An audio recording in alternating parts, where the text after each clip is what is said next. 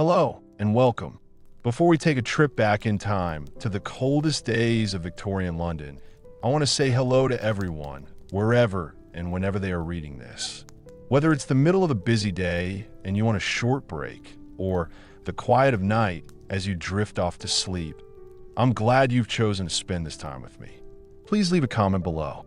I'd love to know where in the world you are and what time it is for you right now.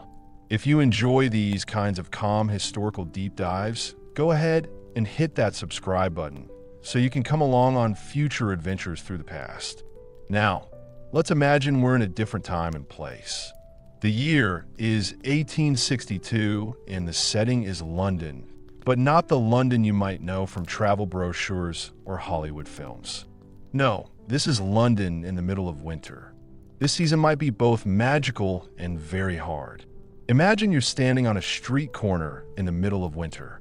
The city is shrouded in a dense, bone-chilling fog that seems to seep into every crevice. Gas lamps flicker dimly in the dark, trying to keep the cold at bay. In the distance, the sound of a train whistle can be heard, sounding sad and lonely, like it is complaining about the cold weather that has come to the big city. You put your woolly coat on more tightly and start walking. Your footsteps echo as you move through the icy stones. People hurry past, their faces hidden by scarves and high collars, their breath visible in the cold air. It's a scary scene, which shows how hard winter was for everyone in Victorian London. But the season had some strange moments too. Enjoyment and hardship can both be present at the same time. Gingerbread stalls and fairs, parties where you can skate on frozen ponds, and the quiet of new snow muffling the noise of the city. Even in the middle of winter, life continued in London, but it required a special kind of strength from the people who live there. Over the next few days, as you drift off to sleep or let your mind wander, we'll explore all the different aspects of winter in Victorian London. We will look at how people lived during the Little Ice Age and the last great period of cold weather, how children were cold and hungry, and the rich people's obsession with ice. On the way, we'll meet some of the amazing people who made this period of the city's history one to remember. People who had great ideas, people who were bad, and normal people whose lives were changed by the big effect of the cold. We'll also learn about some of the area's most famous winter events, from the Great Fog of 1879 to the severe winter of 1894. But before we fully go back to that world of toffee-nosed tobogganists and half-frozen hawkers, of icy spectacles and smoggy specters, let's first set the scene. After all, the winters of Victorian London were part of a much bigger weather pattern that had been happening for hundreds of years. This was known as the Little Ice Age. The Victorian era, which started when Queen Victoria came to the throne in 1837 and ended when she died in 1901, was also the time of the Little Ice Age. This was a period of global cooling that lasted for hundreds of years. This unusual weather, which caused very cold weather between 1550 and 1850, made winters much colder in Europe and North America. It also had a number of social and environmental effects. In London, this cold weather was most noticeable in the winter months when temperatures regularly dropped below zero and the city struggled to cope. Newspapers from that time are full of stories about very cold weather, like the winter of 1813 to 1814. During that time, the temperature dropped very low for 2 months, but Londoners still held a big fair on the ice. In January 1881, a huge snowstorm hit the city. It lasted 3 days and snowed over a foot deep. This meant that the streets were completely covered in snow and nobody could get around. The drifts grew so high against St. Paul's Cathedral that some kids charged visitors a small fee to slide down them on tea trays. But even a regular Victorian winter was very cold. In the past, before we had central heating and snow plows, even a small amount of snow could cause huge problems for the city, especially for poor people. The air was full of soot from the fires people had made.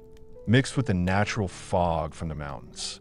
This created a horrible smog in winter that made your eyes stinging and made white shirts look gray. The cold wind blew through the thin walls of old buildings and the broken windows of poor houses, making thousands of London's poorest people very cold and causing many of them to die early. In the winter of 1866, almost 2,000 people in London died from cold. Many of these people were homeless children and old people who did not have enough money to keep warm. But even though they were sad, the Victorians also thought that winter was magical. A perfect layer of snow could make even the most run-down street look like a fairy tale, making the usual noise of the city quiet. Although winters became less cold after 1814, Londoners still wanted to know more about ice. At special winter parties, women dressed up and went to an indoor ice cave. They drank cold wine next to statues made of ice that had been carved into complicated shapes. People started importing large amounts of ice from the Norwegian fjords. This started a big demand for unusual ices and cold foods. People in the city wanted to try these new foods. For a few months each year, it seemed that London was in two minds. On the one hand, people wanted to escape the cold of winter. On the other, they wanted to enjoy the ice and snow. But, as we'll see, this tension between the dangers and pleasures of winter was a big part of many areas of Victorian life in the city. One of the most well-known and scary things about Victorian London in the winter was the London fog. The city often had mist and fog because it is low-lying and damp. But the pea soupers that plagued London in the winter were a different problem. As the temperature dropped, Londoners huddled closer to their coal fires for warmth. The smoke and soot from their chimneys, combined with the cold river mist, created huge smog banks that could envelop the city for days at a time. Imagine a fog so thick and horrible that it made the streets as dark as night at noon, got into houses, and left a greasy black mark on people's clothes and skin. These choking winter fogs were a normal part of life in London for many years, until the Clean Air Act of 1956 finally began to clear the city's skies. But in the 1800s, they were a normal part of city life and could appear suddenly to cause fear and danger to anyone caught out in them. One of the most well-known of these smog events was the Great Fog of 1879, which caused a lot of harm to London for most of a week one winter.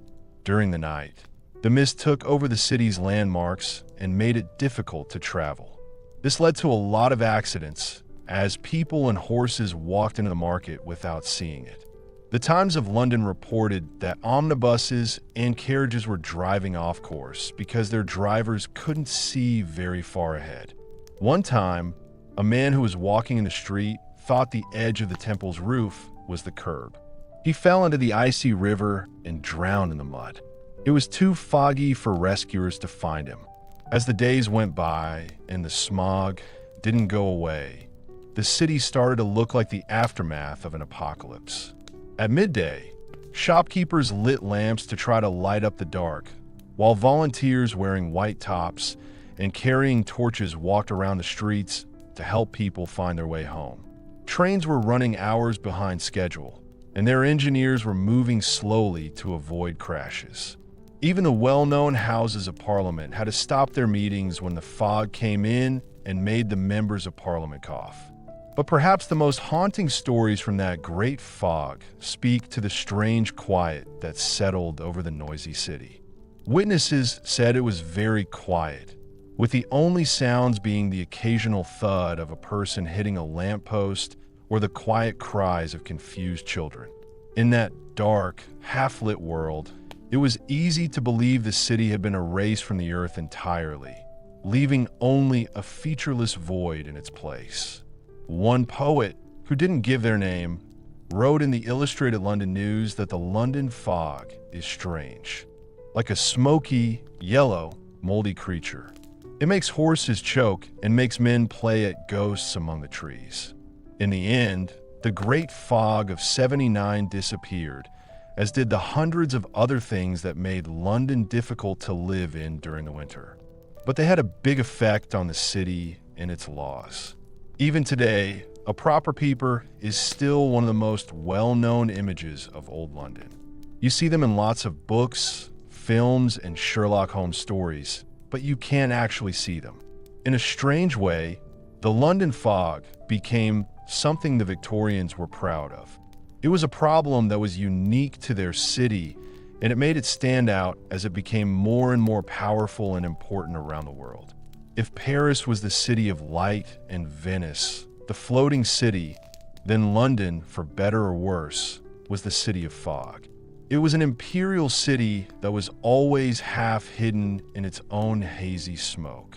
But the pea soupers weren't the only way winter affected Victorian London. The season also brought with it a popular activity that many people today cannot imagine. They held big parties and business events on the frozen river surface. The so-called Thames Frost Fairs were a tradition that started in the 15th century. In really bad winters, people in London used the river freezing over to their advantage. During the Little Ice Age, when the temperature was often very low and snow was more common, frost fairs became big city celebrations that could last for weeks. The river was a popular place for people from all parts of London to enjoy some cold weather fun. In the 17th and 18th centuries, fairs were really popular. They had lots of different things to do like ox roasts and beer stalls, puppet shows, and nine-pin alleys. Printers set up portable presses right on the ice. They made keepsake tickets and poems for people to remember the occasion. One of the last and best frost fairs was in the winter of 1813 to 1814, when it was as cold as it was in the time of Napoleon's army retreating from Moscow. For 4 whole weeks, the temple was filled with fun and excitement, like a wild winter carnival. They even had a big street called the City Road that went all the way from London Bridge to Blackfriars. At the 1814 fair, there was a lot to see. One of these was a parading elephant that was led across the river by its keeper. Nobody knows what happened to the pachyderm after the ice started to melt. There were also donkey rides, sledding tracks, and even a few pickpockets who took advantage of the crowds. But the best part of the fair was definitely the drinking. Dozens of temporary tents and gin palaces popped up on the ice, serving steaming rum and gin to loads of thirsty customers. People say that you can get really drunk at these ice bars and even pass out on a bench. Then, a few days later, when the ice is melted, you wake up in your clothes on the bar. Sadly, the 1814 Thames Frost Fair was the last time the river was used as a winter playground. When the Little Age stopped being so cold and London's weather got warmer, the ice froze over less and less. At the same time, the city was growing very quickly and there were more boats on the river because of the Industrial Revolution. This meant that the idea of working on the ice looked rather old-fashioned and not very practical. By the time the Victorian era was in full swing, the frost fairs were just a memory of the time when winter could transform the very heart of the city into a fantastical frozen landscape. For Londoners who grew up without ever going on the river, the Frost Fair became like a winter wonderland. It appeared once in a very long time, but then disappeared again. But the spirit of the Frost Fair continued in other winter activities. People in Victorian London couldn't go out and frolic like they used to, but that didn't stop them finding new ways to enjoy themselves and put on a show. Well-off Londoners were showing off the latest in winter fashions and flirting over mugs of mulled wine at the fashionable ice skating rinks that started appearing in the city's parks and pleasure gardens. Christmas pantomimes and frosty-themed balls added a touch of winter fun to the city's stages and ballrooms, while street sellers peddled roasted chestnuts and mulled wine on every corner. Even the most well-known Christmas traditions of the time, like sending seasonal greeting cards and using holly and mistletoe for decorations, were greatly influenced by the Victorians' love of making winter more homely. In an age of soot and smog, when people were wearing crinolines and chilblains, the idea of a cozy, friendly winter became a way to escape and forget the bleakest realities of the season. But even though the Victorians tried to forget winter, they never completely did. The old frost fairs may have become just stories, but they still had a big effect on Londoners, reminding them of a time when the season was full of both dangers and strange magic. The name itself was like a border between the city's practical present and its more exciting past. On one side was the serious, hard-working London of the Victorian age, with its orphanages and iron works, railway terminals, and tuberculosis wards. But on the other side, the city of the frost fairs could be seen. It was frozen, wild, and forgotten. It was a place where elephants walked on the river. The usual social structures did not exist.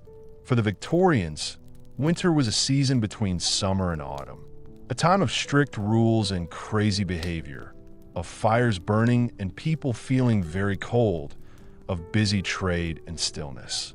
It was a reminder that even though the city was modern, it was still affected by forces that were much older and more basic. It was a challenge to the era's reputation for progress and civilization. People often say that under the city's old cobbled streets and shiny spires, there's something much more ancient and wild. A heart covered in frost that followed its own basic seasonal instincts. As we have seen, winter in Victorian London was a time of contradictions. A season that could be both fun and dangerous, full of surprises. But even though the 1950s were famous for their cozy, festive atmosphere, the cold months were often hard for the poorest and most vulnerable people in the city. At a time when it was hard to find steady work and there was little help from the government for those in need, the start of winter could be deadly for people living on the edge of society in London. As the temperature dropped and food became rare, thousands of poor people, children without parents, and old people had to make a very difficult choice. They could either freeze on the streets or try to find shelter in one of the city's very bad workhouses. These old-fashioned organizations, written about by Charles Dickens and other writers who wanted to make changes, were basically warehouses for poor people. They provided basic food and housing in exchange for very difficult work. As winter arrived and London was covered in ice, the poorest people often suffered the most. For people without a home, the very cold weather was a daily struggle to survive. Threadbare clothing and emaciated bodies offered little protection against the extremely cold temperatures. Many people had to go to workhouses, the horrible Victorian institutions that provided little food and shelter in exchange for very hard work.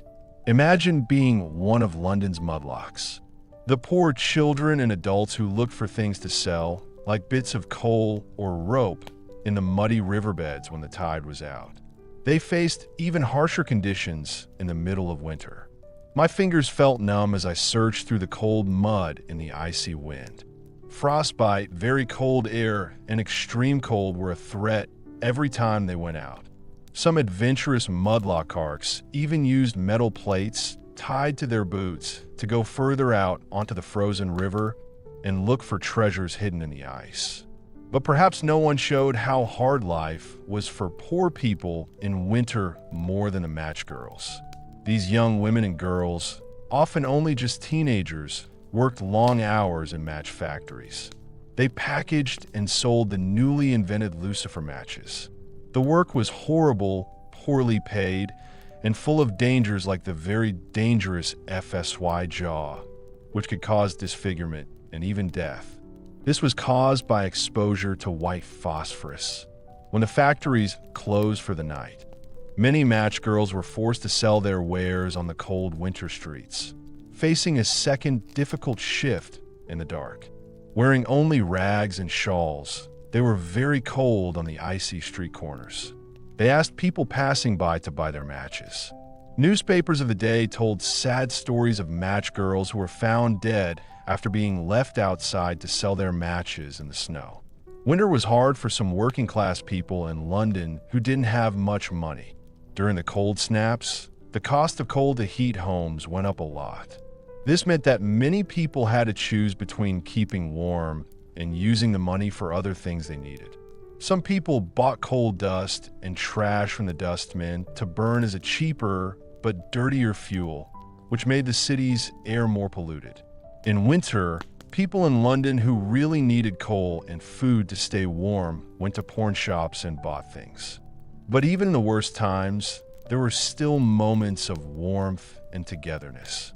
People in Victoria who wanted to help gave hot meals, blankets, and coal tickets to people who needed them. Churches and public buildings opened their doors to provide temporary shelter on the coldest nights. In some working-class areas, a festive custom known as the Goose Club started. Goose Clubs were a kind of saving scheme. Members paid a few pennies a week into a communal fund. At Christmas, the money was used to buy a goose for each member's family, making sure everyone had a nice meal, even when money was tight. The clubs often met in local pubs, which was a nice place to be when it was cold outside. On the chosen day, a happy group of people would take the special geese back to their homes in carts and baskets. They would have a party to celebrate. But for most working poor people, the icy months meant a constant struggle to stop themselves from going hungry and feeling cold. Many people had to go to workhouses, which were places set up by the government to help poor people. Although they provided a place to live, workhouses were not very comfortable. Spartan dormitories were often unheated, with thin blankets and straw-filled sacks for bedding. The food was not enough to give the prisoners enough energy for the long hours of hard work. The men and women were kept separate, so couples and families were split up when they went through the big gates. For many people, the workhouse was the last place to go. People only went there when they had no other choice. But even in these sad surroundings, there were still some small things that made life better. A hot cup of tea in the morning. It's a rare piece of meat in the stew. A blanket was shared with another prisoner. And for a few lucky people, they found the warmth of human connection in the cold stone walls, like when a kind woman said something nice to them, or when they met others who were going through the same thing. As winter continued, and the workhouses became very full, many Londoners started to think about how difficult Victorian poverty was. People like Charles Dickens and Henry Mayhew wrote about how bad the conditions were for many of their fellow citizens. The matchgirl situation got the public's attention, leading to a campaign for better conditions and pay. People's attitudes slowly started to change. Charities started to provide food, clothing, and shelter to people with nowhere to live. New laws were created to control how many hours people could work and what the conditions were like in factories and workhouses. At the same time, the middle class was growing. This meant that more and more people thought it was important to reduce poverty, not just for the good of society, but also for their own moral beliefs. But it took a long time for things to change. Many people in Victorian times were very poor in winter. Every year, the cold came to London, making life very hard for the poorest people in the city. But even in the darkest times, people still found a way to be kind and show that they cared about each other. As winter slowly ended and the first signs of spring appeared, Londoners looked to the thaw with a mix of relief and worry. When the weather got warmer, people who didn't have much money were able to stop try to keep warm. But it also brought new challenges. There was no work for the season, food prices went up, and there was a risk of disease in the warmer weather. But for a short time, as the last of the snow melted and the first green shoots appeared in the parks, the city seemed to relax.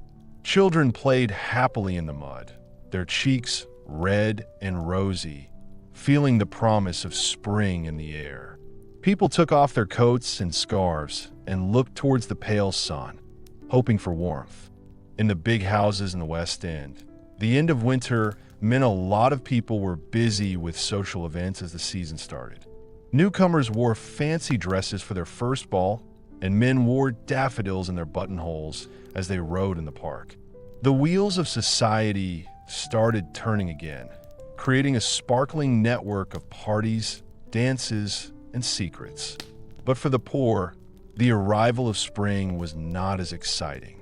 The River Thames in the East End was full of rubbish and dirt built up over the winter.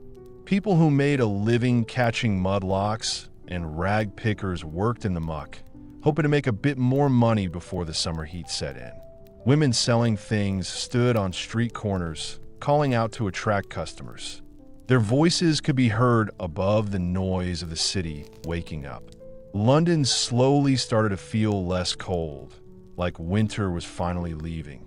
In the parks and public gardens, hardy crocuses and snowdrops were replaced by a variety of spring flowers. The beautiful glass buildings of the Kew Gardens and the Crystal Palace shone in the sun. Their exotic plants are very colorful and smell nice. The first pleasure boats of the season were happily sailing down the river. Their decks were full of people who had come for the day and wanted to see the busy city.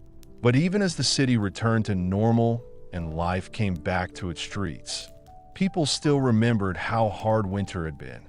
For London's poor people, the icy months had been a time of suffering and not having enough, a brutal reminder of the big differences between the rich and the poor in the city. And for the rich, seeing poor people shivering was upsetting. It made them think about how lucky they were. As the last of the snow melted and the mist cleared from the river, Londoners looked to the future, feeling hopeful but also unsure. The powerful social and economic forces that had shaped the Victorian era were still at work, hidden beneath the surface of the city like the gears of a huge machine. But as the 19th century was ending, people felt that things were about to change. They thought that the old ways of doing things were going to become new and different. But for now, everything went back to normal. The most exciting time of the year in the fancy areas of Mayfair and Belgravia was when the Derby and the Royal Ascot took place. In the poor areas of the East End, people continued to struggle to survive every day. They were helped a little by kind acts and by people working together. In the important places, the great men of the time made plans and had secret meetings. Their ambitions and rivalries had a big effect on the history of the empire. And so the city continued. A huge, busy city of smoke and stone, of wealth and poverty, of hope and despair. A city where people experienced the full range of human emotions in every street and alleyway, where the differences between rich and poor, high and low, were clearly visible in the frost and soot. As the Victorian era was ending, London was about to enter a new century, a time of hope and danger.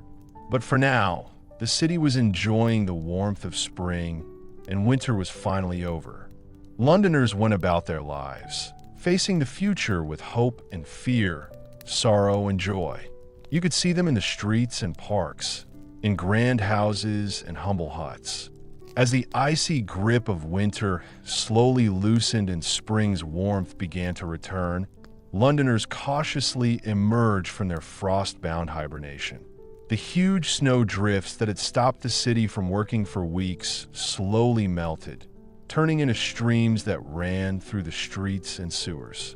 Icicles hung from the roofs and awnings, and their constant dripping sounded like a quiet lullaby, telling us that the seasons were changing. But even as the frozen landscape froze, the memories of that cruel winter remained in the minds of everyone who had experienced it. The big snowball fight in Trafalgar Square, with its tall towers and pretend battles, would be a permanent part of London law. Children would remember with fun the snow armies that had taken over the streets, waging friendly wars with snowballs and sleds. The groups of icebound barges that had gathered together on the frozen canal would never forget the feeling of friendship they had experienced when facing difficulties. The story of the Frostbite Flotilla, with its surprise parties and shared food, will be told again and again in pubs by the docks and in people's homes for many years. This shows how strong and determined the city's working class is. Even the rich people in the West End would remember the winter of 1894 to 1895 with a certain fondness. The fancy ice-themed balls, with their ice sculptures and shiny decorations, were a bright and shiny distraction from the very cold outside. Ladies wore silver and white gowns, while gentlemen danced in their best suits and top hats. For a short time, everyone had forgotten the cold world outside the ballroom doors. They were enjoying the music and champagne. But as the last of the snow melted and the big storm really started, Londoners could finally relax. The dangers and difficulties of winter were finally coming to an end. There's no more treacherous, icy streets to worry about. You won't have to worry about frozen pipes or running out of coal. The thick fog that had filled London during the winter months was starting to clear, letting the sun's weak rays through. In the poorer areas, where it had been particularly cold, people were clearly happy. The poor matchgirls and street children who had been shivering in the cold alleyways felt the warm sun on their faces.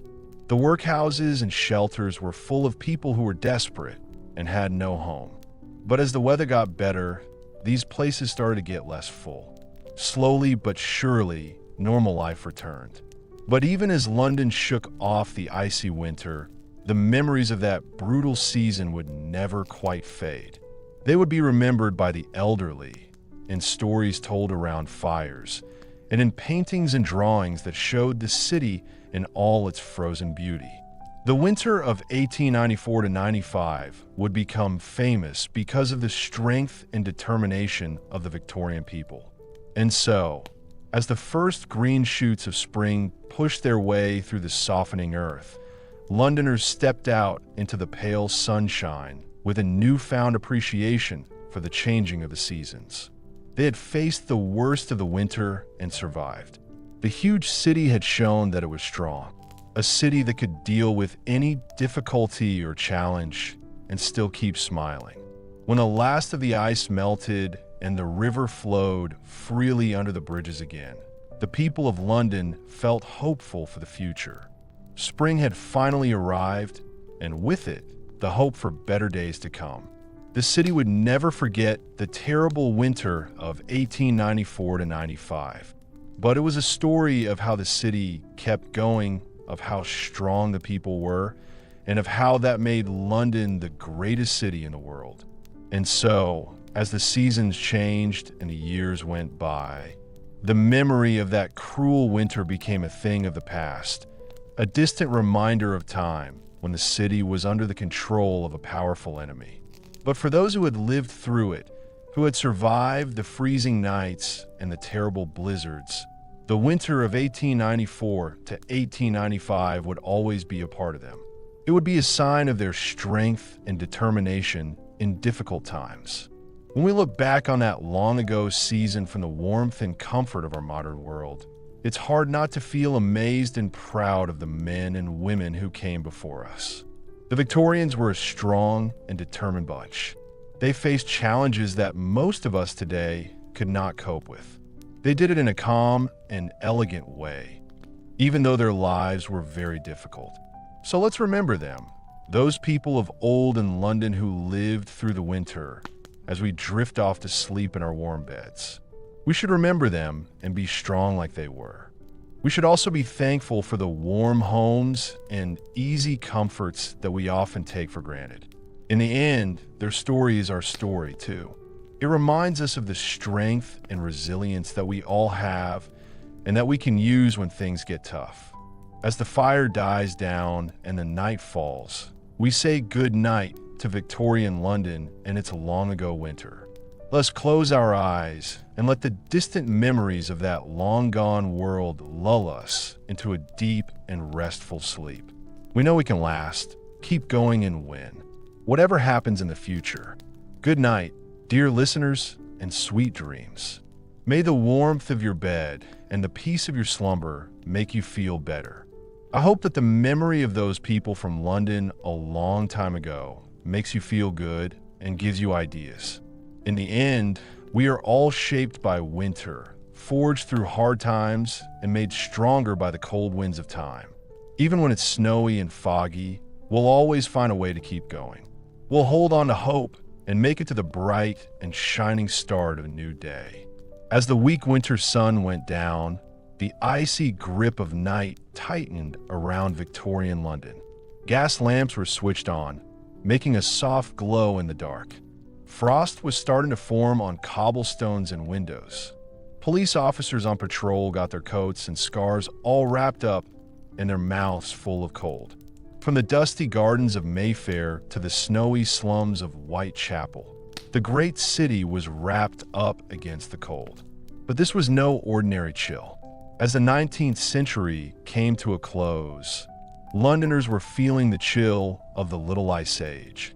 This period of extreme cold, which lasted for centuries, brought some of the most severe winters in history. The temperatures dropped so low that the water became solid, like iron.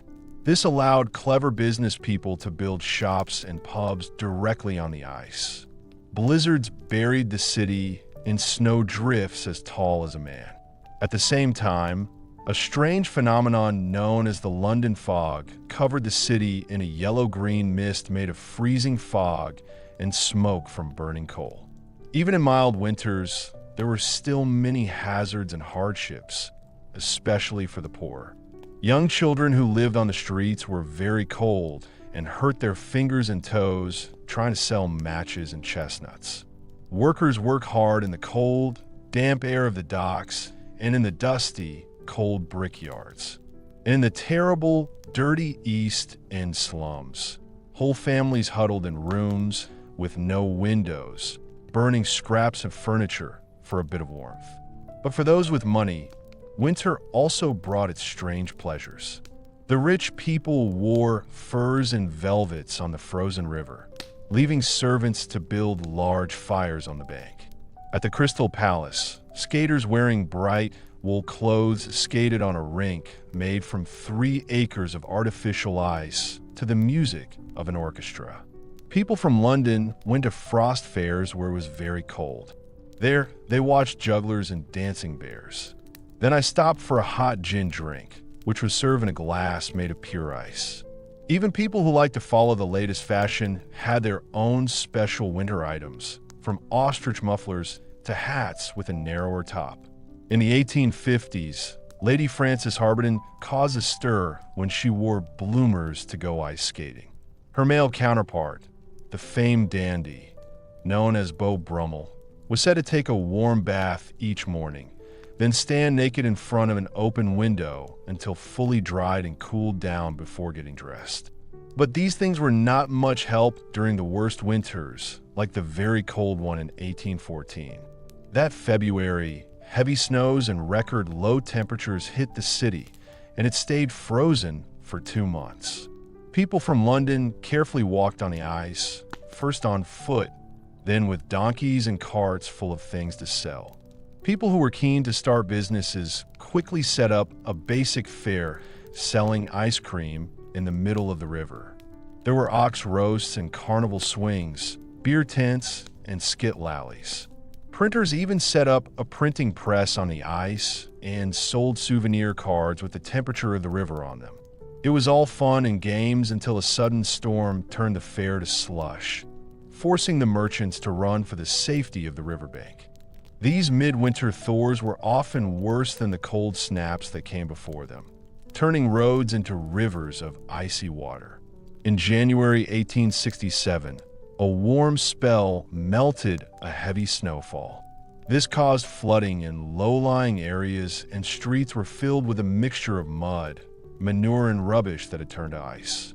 The floodwaters backed up, turning basements into horrible, noisy systems and causing misery and disease. For poor people, the only way to escape poverty was to go to the sad Victorian workhouses, where families gave up their freedom to have a place to live and some food. In the winter of 1844, a journalist wrote about the very cold dormitories of the Andover workhouse. The people who lived there, the inmates, shivered on bare boards under thin sheets. They had only one bucket of coal to warm a room with 50 people in it.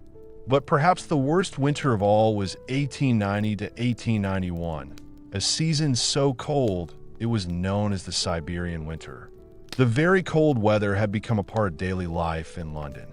From the Houses of Parliament, where MPs were shivering as they debated by candlelight, to the Royal Courts of Justice, where inkwells on the barristers' desks froze solid.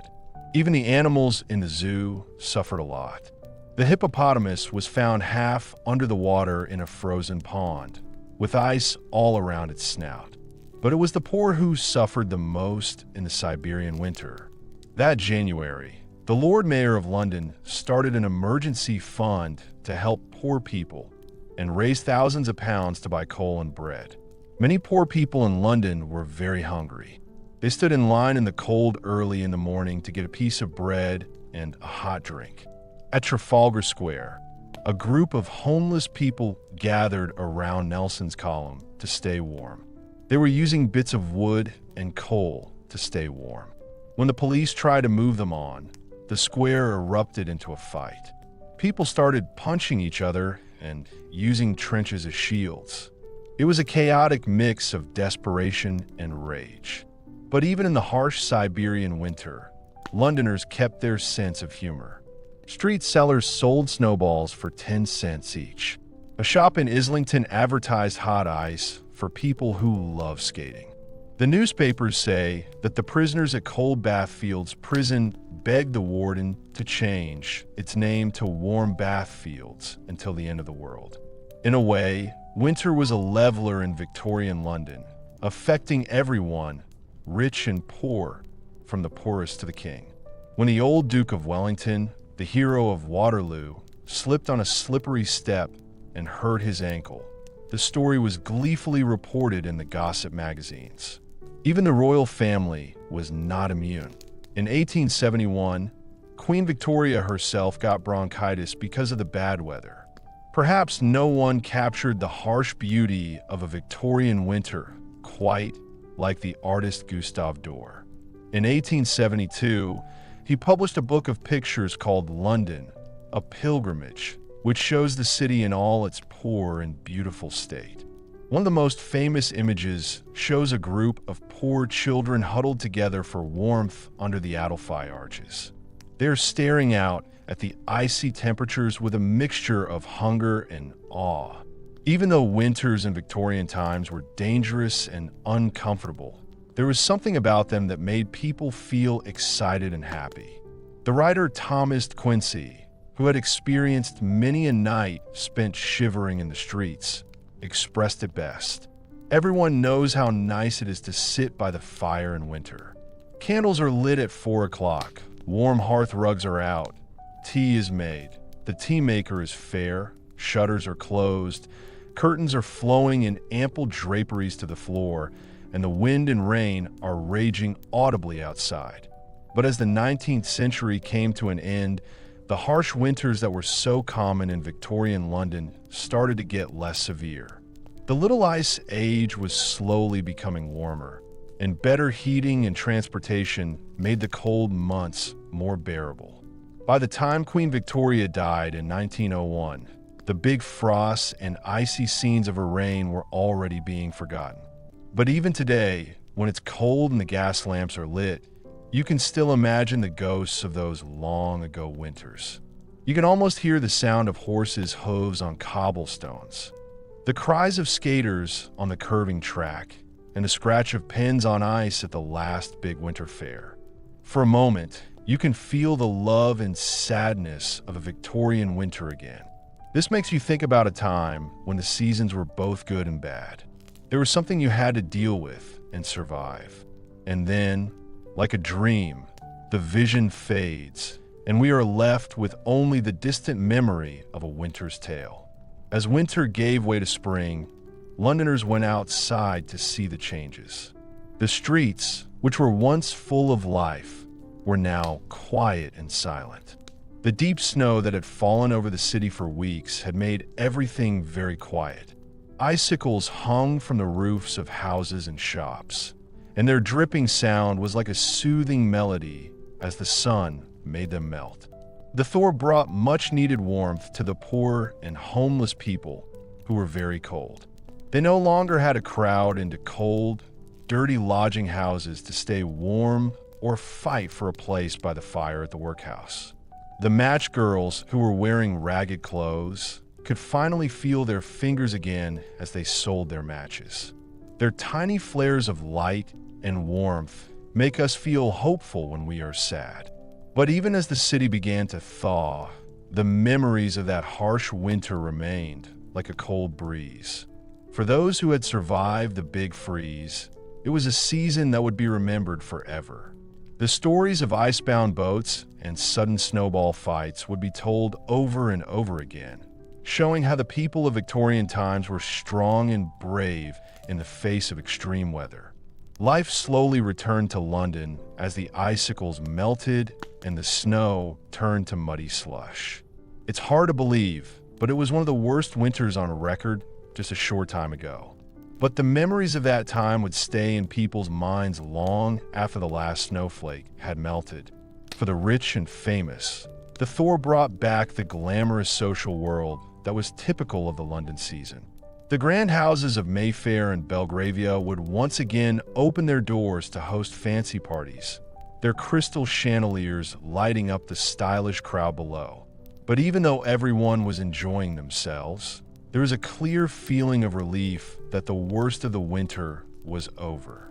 For the big ice magnates like Carlo Gotti, the thaw brought a sad end to a season of really good business. The Norwegian ice that people had wanted so much during the freeze would now be left on the ships, slowly melting as the weather got warmer. But Gotti was already planning for the next winter, thinking about how he could make his business bigger and bring the luxuries of ice to more of London's rich people. When the last of the frost fairs disappeared and the temperature went back to normal, Londoners could finally relax. The winter of 1895 was hard, but there were also happy times. The ice skating accidents and sad stories of people who had died from the cold would not be easily forgotten. But the memories of laughter and friendship that had helped the city get through its hardest times were not forgotten either. As the crocuses began to appear and the birds started singing, Londoners could remember the winter that had just gone by and be thankful for it. They had faced the worst that nature could throw at them, and they had come out stronger and closer than ever before. The harsh winter of 1895 is remembered for being extremely violent, but it would also be remembered as a time when the strong spirit of the Victorian people shone through the darkest of days. When the last of the snow melted and the icy grip of winter loosened its hold on the city, Londoners could finally look forward to the joys and promises of spring. The harsh winter had been a challenge, but it had also shown how strong and resilient the Victorian people were. And as the city began to thaw and the first green shoots of new life appeared in the barren ground, it was clear that no matter how hard the winter was, London would always come through it. For many years after that, people would tell stories about the big freeze. They would tell their children and grandchildren about it to show how brave the people were who had lived through it. The older people would remember the hard times, while the younger people would be amazed by stories of ice-covered rivers and unexpected frosts. But for everyone who heard the stories, the message was clear. Even when things seem the worst, the human spirit will always live on. As the last of the winter cold went away and the sun started to warm the streets of London again, the city could feel proud of the season that had just gone by. They had faced the worst that nature could throw at them, and they had won. The scars of the big freeze would still be there, but so too would the memories of the laughter, the friendship, and the strong spirit that had helped them get through it. And so, as the great thaw of 1895 gave way to the promise of a new spring, Londoners could finally put the brutal winter behind them and look forward to the joys and the challenges of the seasons to come. The ice had melted, but the memories would never be forgotten. This was a sign of the strength, resilience, and unbreakable spirit of the Victorian people. Years later, a gentleman in his dotage would write about that winter from the comfort of his warm study. His words bring that time back to life. He wrote that it was a very difficult time. It was a time when even the heavens seemed to be against us. But it was also a time of great courage and strength. A time when our people showed their true character in the worst situations. We got through it like we always do, and like we always will, because that's what makes us British.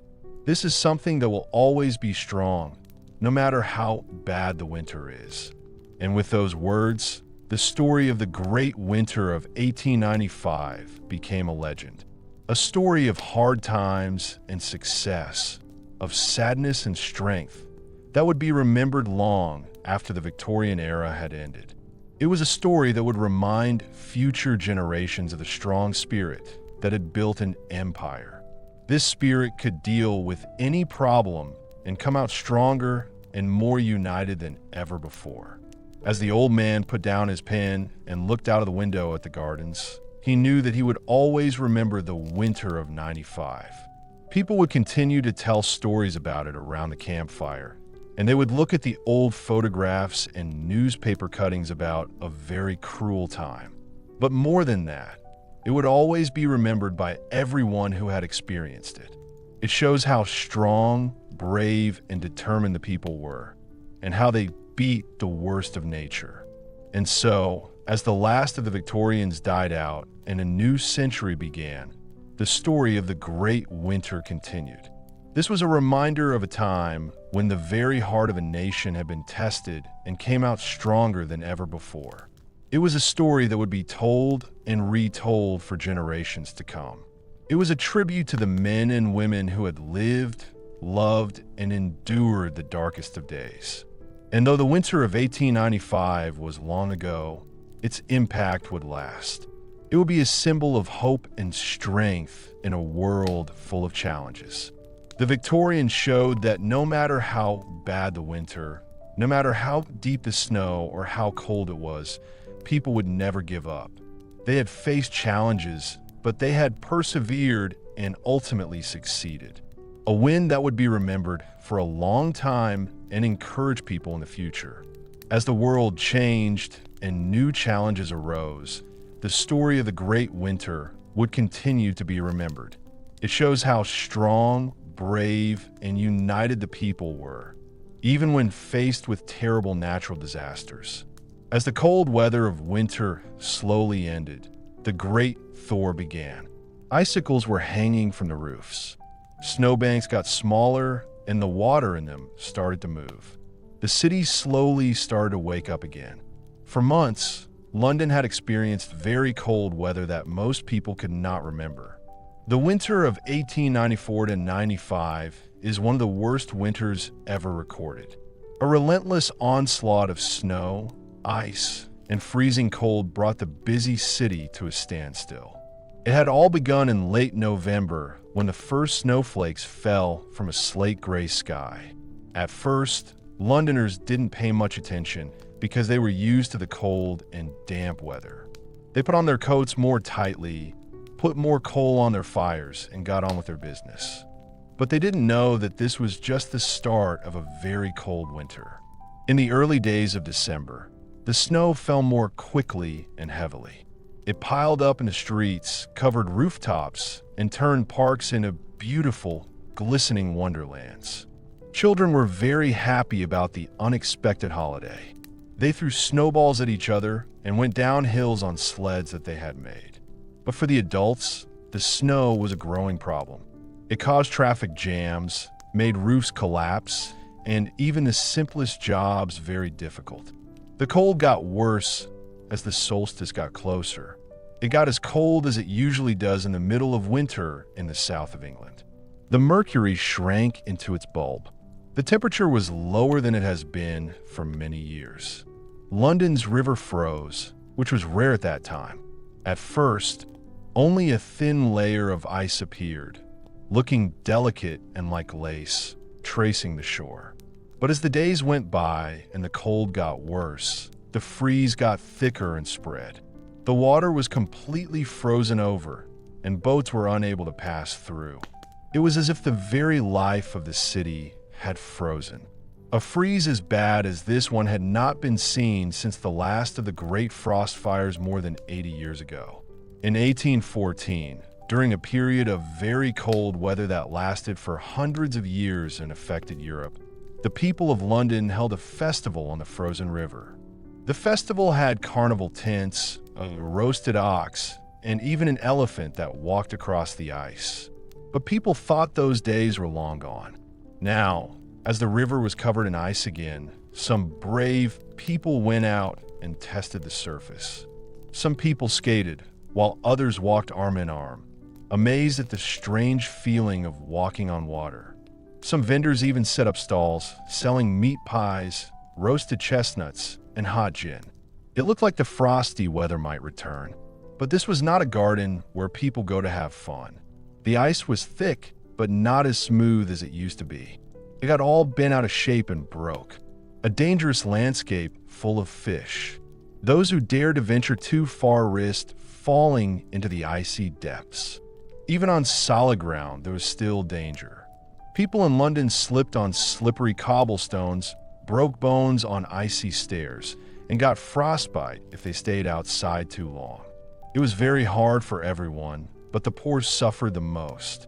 While the rich people stayed warm in their drawing rooms with fireplaces and thick rugs, the poor people in London shivered in small rooms with no windows and stood in doorways. Coal was expensive and wood was rare in the city. The poor people had no other choice but to burn rubbish and old shoes to keep warm.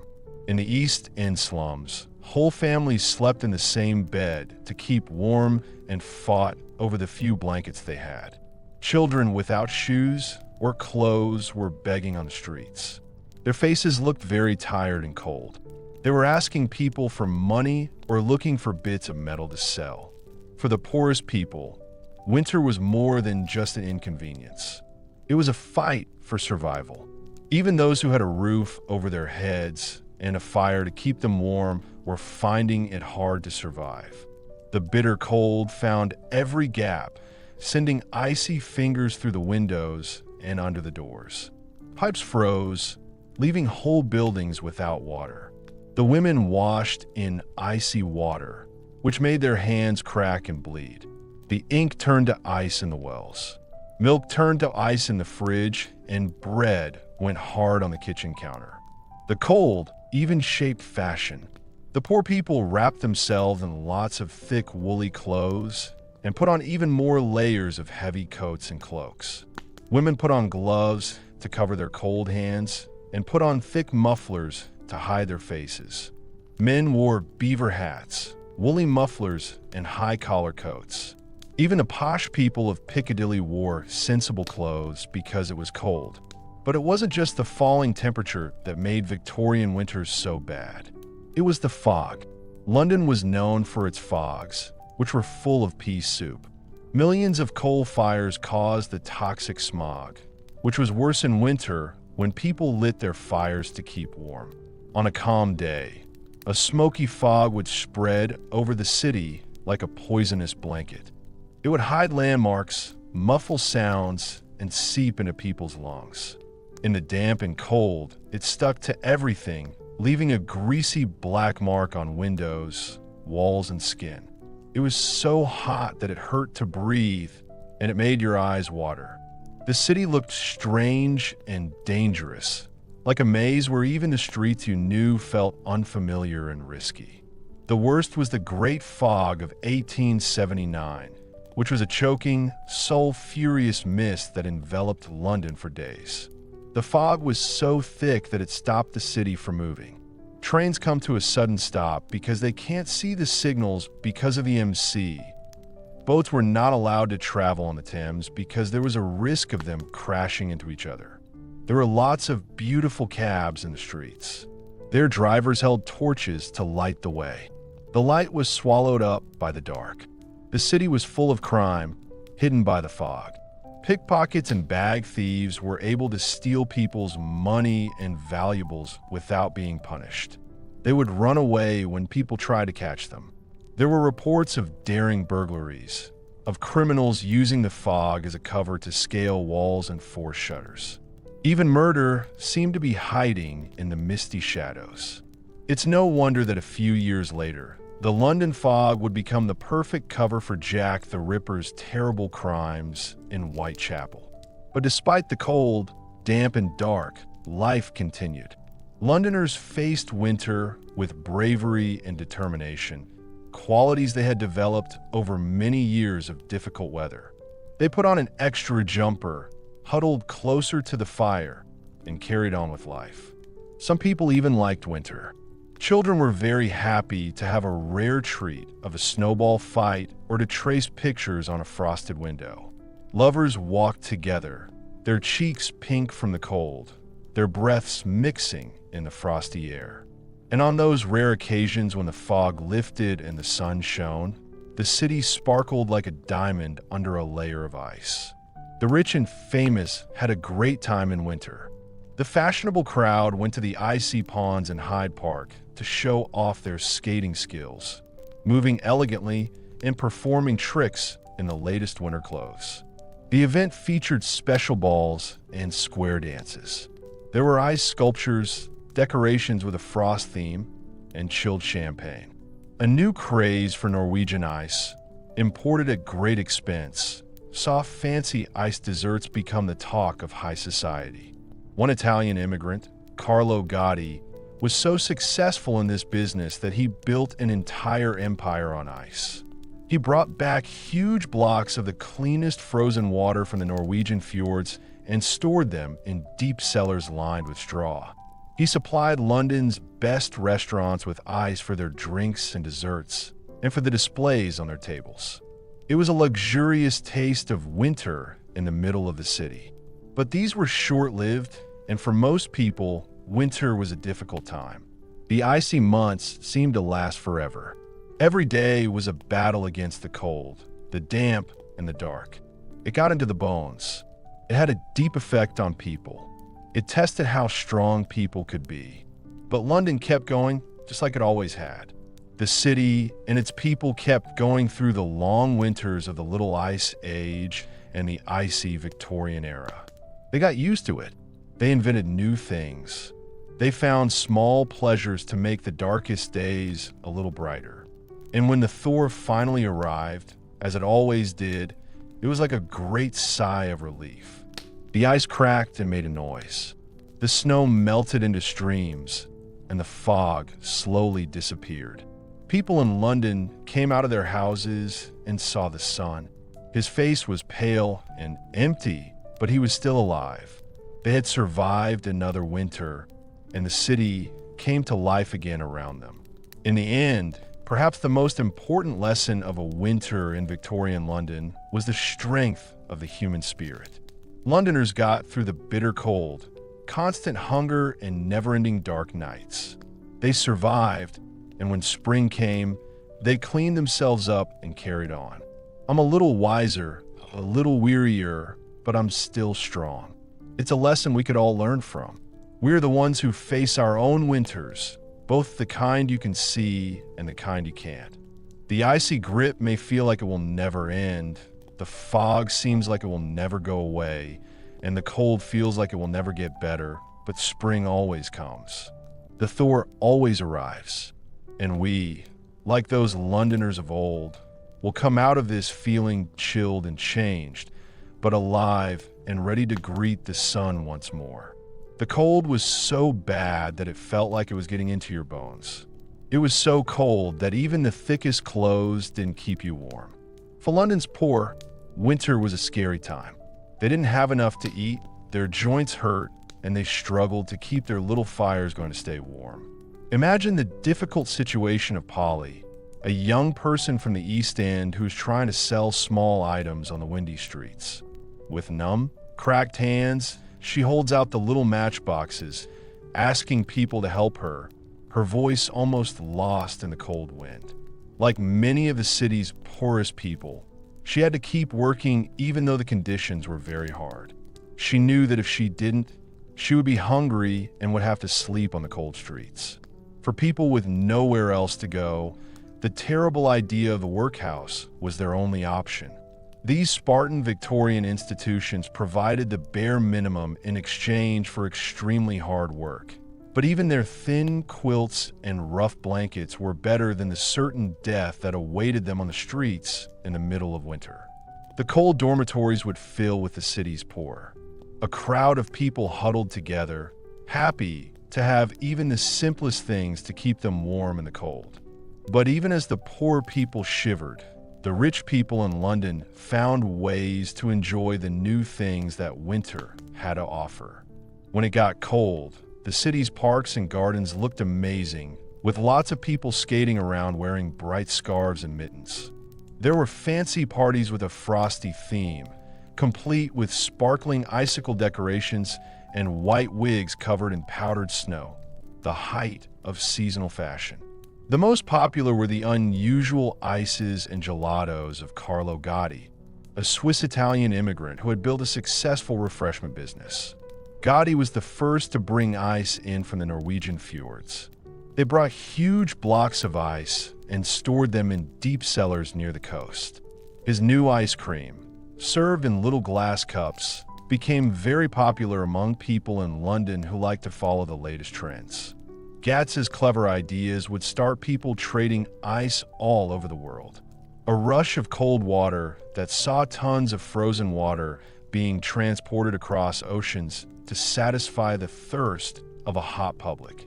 During the warmer months, it was common to see carts full of ice blocks being transported from the docks. This turned frozen water into a very successful business. Even the poorest people in London could now enjoy a small part of winter in the middle of summer for a few pennies. But no amount of frozen treats could fully stop the effects of a really big freeze. In the winter of 1894, a very cold spell from Siberia hit London. It was so cold that the city was like a glacial freezer for weeks. The city was covered in thick snow, with snowdrifts reaching heights of several feet, making it almost impossible to travel on the roads.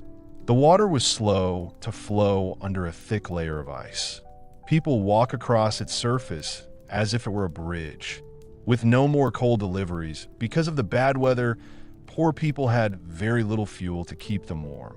In desperation, families burned whatever they could find, filling the air in the East End with a stinging smell of smoke from furniture and floorboards.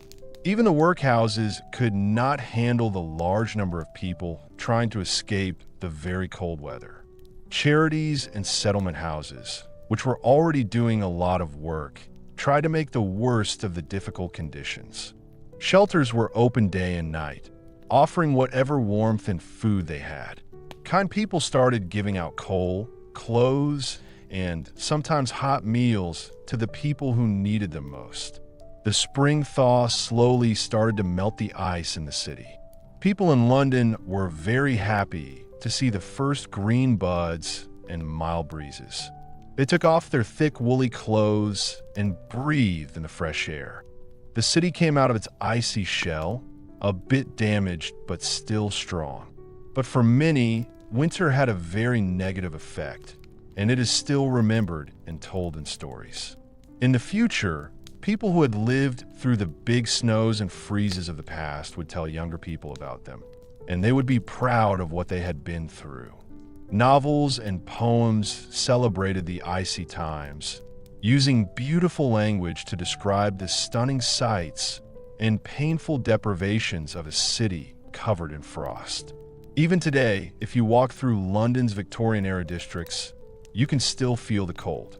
The small streets and foggy squares still remind you of the matchgirls who used to gather there. Poor children sat by the fire and skated on the frozen ponds under gray skies. Those who like history will know that the hard times of the past are still remembered today. This shows how strong and resilient the thousands who survived them were. So when the cold winds blow and the nights get longer, remember the people of London in the past who had to deal with winter. Make yourself comfortable and cozy, but remember the hard-learned lessons of the Victorian freeze, of helping each other and of finding happiness even when things are really hard.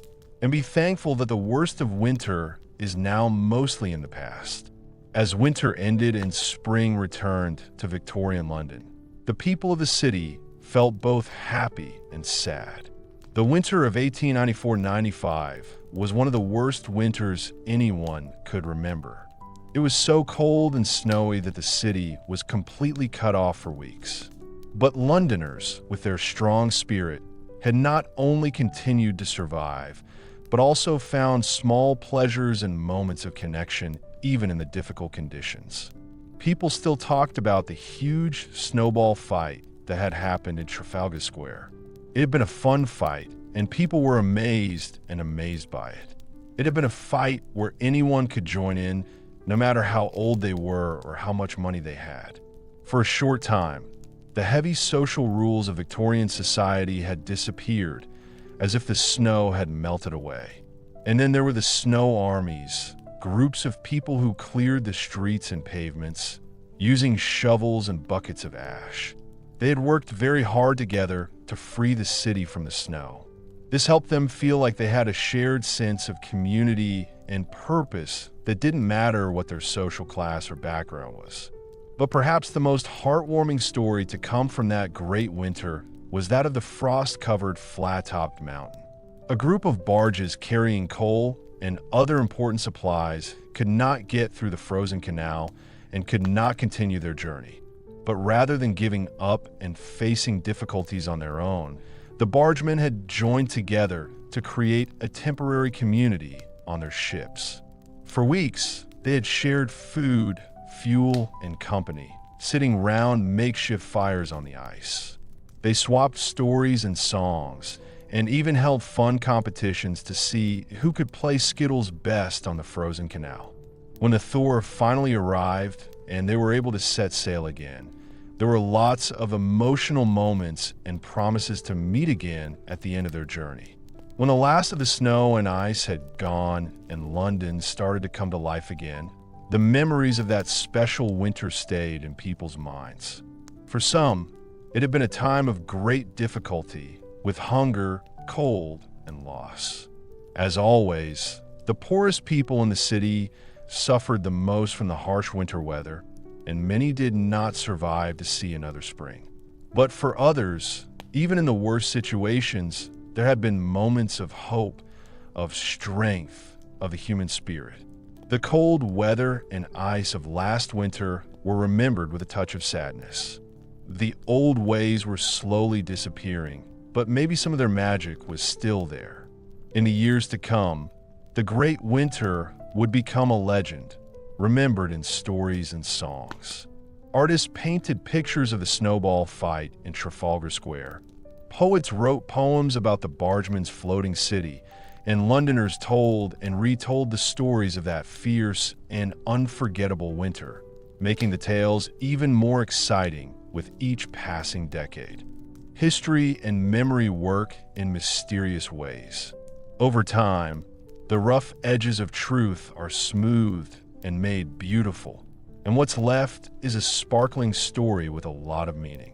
The winter tales of Victorian London show that even in the darkest and coldest of times, there's always light and warmth to be found in the strong connections we share with other people.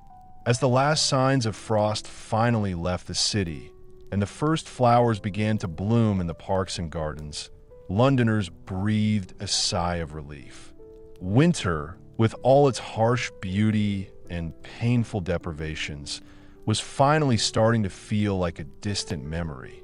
The harsh winter had taken its toll, but London had always been strong, its scars visible but not broken, and its character had been shaped but not destroyed.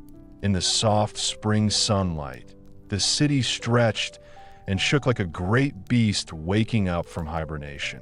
The sound of horses' hooves and wheels on cobblestones started up again, and the cries of costingers and newsboys filled the air. London was starting to come back to life, like an old person shedding their winter coat. But even as the days grew longer and warmer, and the hardships of the great winter faded into the past, the lessons it had taught were not soon forgotten. For those who had lived through it, that brutal, unforgiving season had been a test of endurance, compassion, and the human spirit. Some people would carry the scars of that winter for the rest of their lives. The pain of frostbitten fingers, the sadness of loved ones who have died. But they would also remember the good times, like the little kindnesses and the times they had to work together to get through hard times. As London grew and changed in the years that followed, with horse-drawn carriages being replaced by cars and gas lamps being switched to electric lights, those memories would become even more special. They would be passed down from parent to child and from grandparent to grandchild. This is the story of a city that had to deal with the worst of winter and came out of it not just okay, but still standing strong. Maybe that was the real legacy of the Big Freeze. It was not the hardships endured or the losses suffered, but the resilience and unity it had forged. When Londoners faced an unstoppable enemy, they joined together to help and support each other, regardless of their background or social class. They had shown that the ties of community and compassion were stronger than even the harshest winter. And so, as spring returned to the city, bringing with it the promise of new life, Londoners felt stronger and more determined. They had faced the worst of winter and come out stronger and changed. Whatever happened, they knew they could last, and that the spirit of their great city was as unstoppable as it was eternal. The harsh winter of 1894-95 would be remembered for a long time, but it would not be the thing that people thought about most when they thought of them. Instead, it would become a part of London's rich history, a reminder of the hard times they went through, the happy times, and the strong friendships that helped them get through it all. As the city grew and flourished, its people carried on that spirit. They were a symbol of hope and strength, helping them get through hard times. After the harsh winter of 1894, London slowly started to come back to life. Snow melted into dirty puddles, showing the cobblestones underneath. The freezing temperatures groaned and crackled, as if they were sad that the rain was no longer falling. Londoners took off their thick, woolly jumpers and felt the first hints of spring sunshine on their pale, tired faces. But even as the city thawed, the memories of that brutal winter lingered. It had been a season of extremes, testing the resilience of the rich and poor. The stylish crowd had enjoyed fancy frost-themed parties, their breath fogging up the chandeliers as they danced in cold ballrooms. The poor people of London were living in workhouses and flophouses, and their meager coal rations barely kept them warm. For many people, the biggest challenge was the thick fog that hid in late November. It was a horrible stench of rotten eggs. It had swallowed the city whole, a strange noise that made it so quiet you couldn't hear or see anything. For days, London had been empty. The people who live there are finding it hard to see because of the smoke. Lamplighters are working extra hours to keep the gas lamps lit. Horses appeared out of the swirling broom like ghosts, while people who had lost their way cried for help from very close range. Their voices were strangely quiet. That winter, the London fog was so bad it earned its nickname, the foggy smoke. The frost had brought its own dangers. Housemaids boiling water for tea caused many fires because their hands were too clumsy from the cold. People at the frost fairs got very drunk and fell into holes in the ice. They never came back up. The icy streets were very dangerous, with lots of broken bones from people falling over. St. Thomas's Hospital had instructions to give patients hot toddy and rum to help them if they were feeling unwell. But Londoners were determined and got on with it. Cabbies who were quick to adapt their cars so they could drive easily through the snowy streets charged double for the service. Schoolboys played in the parks, throwing snowballs at each other. Street children made money by shoveling snow off people's shoes. Pubs and bars were doing a lot of business as customers came in to warm up with a cheap drink. The winter also made some people do their best. When the snake-like creature froze solid, the Royal Humane Society made sure that people were rescued using ladders and ropes. Temperance societies set up tea and coffee stands to attract people who were shivering and wanted to stop drinking alcohol. And goose clubs did really well as Londoners saved money for that one special holiday meal. Maybe no one made the most of the ice in London like Carlo Gotti. The Swiss-Italian businessman had built a business empire from ice, importing large blocks of it from the Norwegian fjords. He started an ice cream business in the city, even though he didn't have much money. He made ice cream a popular dessert, even though ice cream was usually only eaten by rich people. That winter, when the ice made it impossible to deliver things and everyone was at home, Gaddis became the place to see and be seen. People went there to talk and get their news. Gady was just one of many memorable characters who made their mark that unforgettable winter. Hairbreadth coming from the ice was a common theme in Penny Dreadfuls. One example is the story of Lieutenant Withers. He survived falling into the icy water, but then died from drinking too much brandy during the rescue attempt. Then there was Mad Wyndham, the gentleman skater of Hyde Park, whose habit of gliding past horrified onlookers in the altogether earned him a fine from the police. But for the poor, the icy months were a struggle to survive. Children who were very poor were at risk of getting frostbite and other worse injuries as they tried to sell matches and pins in the very cold weather. Lots of families were left with no food, had to pay very high rents for single rooms that were cold, and didn't have the right things to keep them warm. Every morning, as the city woke up, the homeless people who had died the night before were collected from doorways and alleys, having died from the cold. Even in the coldest months, there were some beautiful and exciting moments. A group of skaters on the New River saw snow bells under them. The icicles make a sound like wind chimes. The moonlight on the frozen fence made the landscape look like a strange silver dream. The only sound is the distant bark of a fox. And at the height of the great fog, St. Paul's Cathedral appeared out of the mist, looking like a fairy castle, with its dome and spires covered in a ghostly white frost. As another winter ended, Londoners looked to the future, feeling both relieved and nostalgic. The old frost fairs, with their lively entertainment and busy shopping, were already becoming stories from the past, unlikely to be seen again as the climate changed. But people would continue to remember the last big freeze. You could hear it in old stories, in songs from music halls, and in the tales of people like cab drivers and boatmen. You could also see it in the frostbitten fingers of people who had survived it. The London winter was hard, but it also made the city show its unique character, strength, and determination. And as the first snowdrops appeared, looking like a sign of spring, Londoners could think about the past year and feel proud of it. They had faced the worst of the old man winter and came out cold but still strong. The great icy beast had made its mark, but it had not conquered them. Life, with all its mess and joy, would continue, with the hope that spring would come, even in the coldest of winters. As time went by, the stories of that icy, foggy winter became a source of nostalgia. People used to meet in pubs to talk about the cold weather and the brave things the Sook Snow Army did. Children would beg for penny licks at Gaddis, eager to taste the exotic flavors that had once been all the rage in London. And on really cold nights, the ghost stories would come out.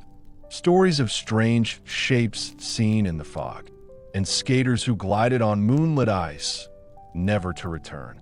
But even as the memories faded and the city changed, the lessons of that winter stayed with him. People in London had learned to be strong together and to find happiness in small things even when things were really hard. They had seen the best and worst of human nature, shown by the unforgiving cold. They had a new respect for the changing of the seasons, the never-ending cycle of frost, and Thor that shaped their city and their lives. Years later, a grandfather with gray hair would take his youngest granddaughter's hand as they walked through a winter park. "Did I ever tell you about the great winter of '94? He would begin. And as snowflakes covered the girl's upturned face, he would tell stories of ice and fog, of danger and wonder, of a London tested by the elements and made new. A story to be passed down through the generations. Remember, even the darkest winter will end and spring will come." The memory stayed alive even after the last icicle had melted and the last skater had stopped using their skates. For Londoners, the great winter would never truly end. It was a permanent reminder of the city's unbreakable spirit, as timeless and enduring as the Thames itself. The city was silent and creepy, with the only sounds being the crunching of fresh snow underfoot and the distant sound of a cab. Shopkeepers quickly closed their windows, and people who lit the gas lamps ran to do so. Their glow, which was coming and going, was soon swallowed up by the gathering dark. The warm, cheerful pub on the corner was inviting, with its windows red from the fire. But for many, this winter's night meant a cold walk home to a damp basement or a small, poorly insulated room with only a candle for warmth. This was the reality for the poorest people in Victorian London. The city's poor, who were already struggling, were hit hardest when the temperature dropped. For homeless people, a cold night could mean a difficult choice between risking the icy streets or the poor conditions of the temporary hospitals. These Spartan shelters in the East End spikes were often little better than prisons, with straw-lined floors and cast-off food.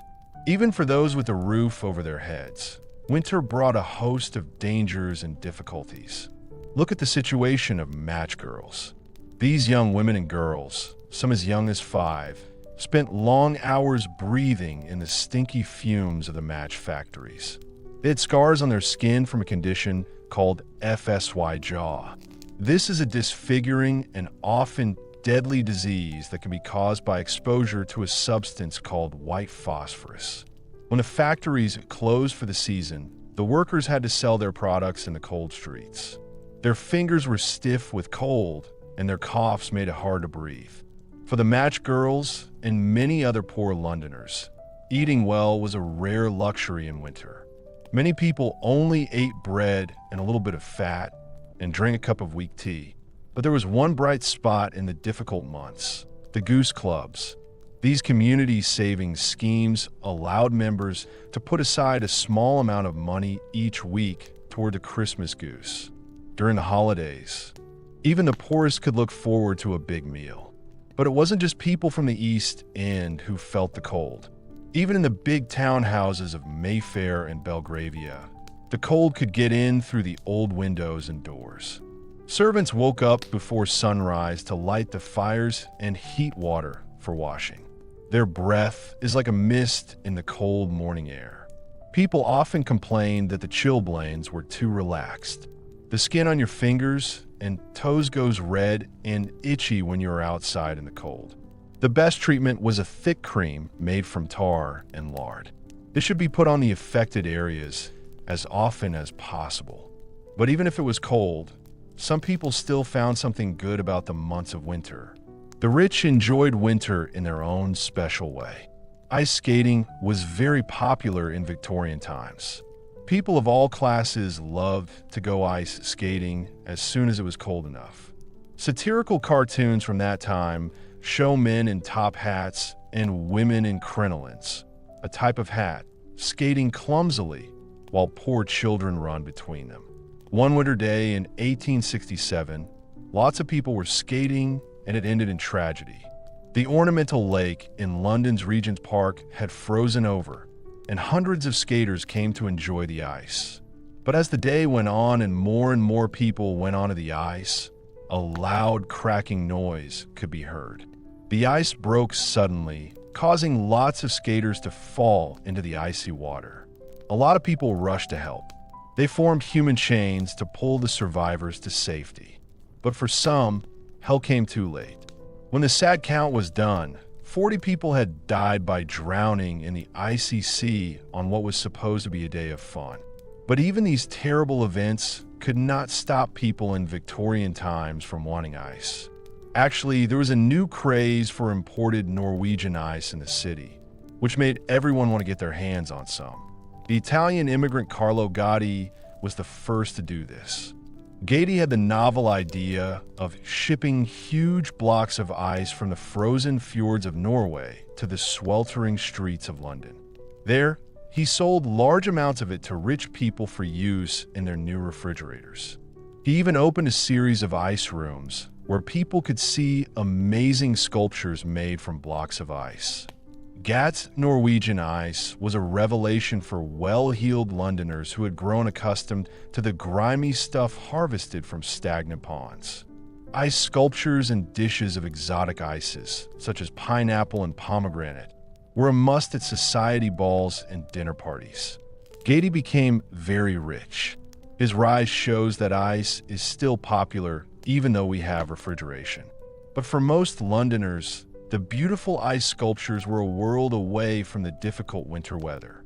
As the 19th century was ending, one of the worst winters on record hit the capital. The winter of 1894 to 1895 was the best one yet. It was the coldest, snowiest, and longest winter anyone can remember. The names on the signs turned to ice, and people who lived nearby used the flat surface to play football. In the East End, poor people died from cold and hunger, left to freeze in unheated rooms. But even in the worst of that harsh winter, there were still good people around. When a group of coal barges got stuck on the Regent's Canal, the captains and their families had a very sad Christmas stuck in the frozen wasteland of Camden. But soon, people in London heard about what was happening, and they started going to the canal to give gifts like food, clothes, and coal. For a few short days, the flotilla, covered in frost, became a floating village. There was music and laughter all around. It was a short break from the problems of that difficult winter. It showed that even when things seem very bad, the kindness of people can still make things better.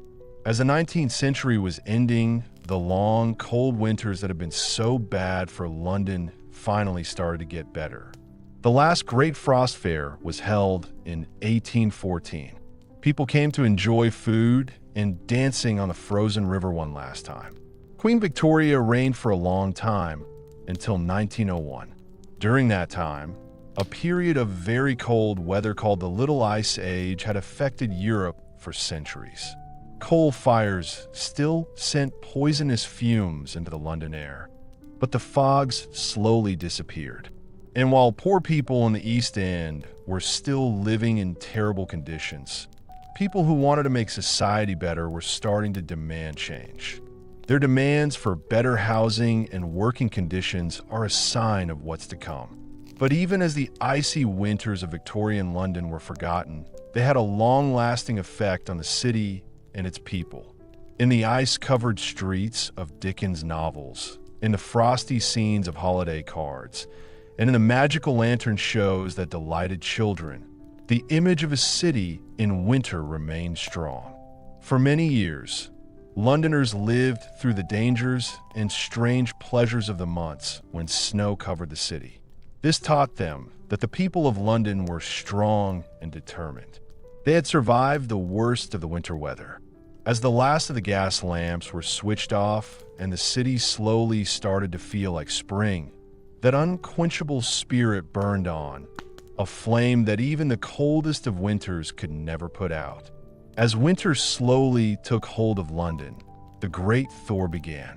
Icicles dripped from the roofs, the snowbanks got smaller, and the frozen earth became mud again. For months, the city had been kept in a very cold and foggy state. But as always, London had got through it.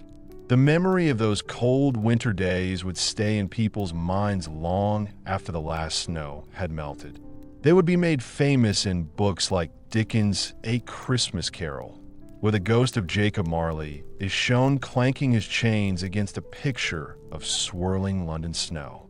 They would be captured in paintings by artists like James McNeill Whistler, who found beauty in the city's icy austerity, and they would be forever remembered by those who lived through them, a symbol of strength against the elements. Queen Victoria had a particularly difficult winter in 1894 to 95.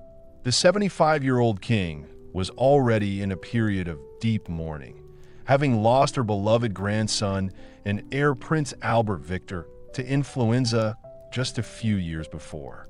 Now, she was stuck in the snow at her home on the Isle of Wight, Osborne House, and couldn't get back to London for weeks. It is said that the Queen used to go to the Osborne grounds in her pony-drawn carriage every day. She was determined to keep doing this, even when the snow was deep. But while the rich were enjoying themselves, London's poor were struggling. In the poor parts of London, families sat together in cold rooms, saving their money to buy a little coal for the stove. Frostbite and hypothermia were common, killing those who were too weak or unfit to handle the cold. For these poor people, winter was a cruel enemy, its icy fingers reaching deep into their bones. But even when people had very little, they could still be kind. In the past, newspapers wrote about how the Thames riverbank in Rother was a safe place for homeless people during the very cold February. With nowhere to stay, many poor people dug tunnels into the snow next to the water. They made do with the shelters, which were small but kept them safe. For a short time, this frozen shantytown was a city all of its own. Its people were united by the basic need to survive. This kind of desperation was very common in those years when Jack Frost was in charge. But there were also rare moments of shared joy and wonder to be found in winter. One of these amazing events happened on the Regent's Canal in early 1895. The waterway had frozen solid, creating a path for carts, wagons, and people on skates. But the most amazing sight was a group of stranded barges locked together by the ice and turned into a floating frost fair. For days, Londoners came to see this accidental attraction, amazed at the sight of the brightly painted narrow boats stuck in the middle of the canal. The families living on the barge made the most of their situation, hosting visitors in their small cabins and selling hot chestnuts and cocoa to the crowds. It was a short break from the hard work of the season, a moment of kindness when things were difficult. This is because London winters can be both very cold and very beautiful. This contrast is still fascinating today and makes us want to return to those times of ice and grit. We imagine ourselves there on a street made of cobblestones, our collars upturned against the cold, watching our breath make the air misty as we hurry through the big gray city. In those moments, you can almost feel the cold of Victorian winter. It feels like a ghost from the past trying to reach us. Maybe that's why Londoners love snow. It reminds us that we can overcome difficult situations and find happiness even in the worst of times. The ice may form, the fog may descend, but the great city keeps going, then as now. It's a legacy that was created during those harsh winters. This shows the strong spirit of the people of London who came before. So the next time you're feeling cold, think about how your Victorian ancestors coped with winter, and know that they are remembered in every frosted window and every icicle. This is a tribute to the city they built and the season they bravely weathered.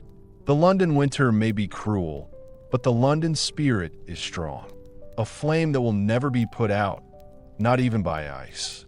And with that, we end our story. The snow may keep on falling, and the wind may carry on howling, but we are kept warm by the knowledge of those who came before us. So let's say good night to the ghosts of winter and be happy that spring will come again.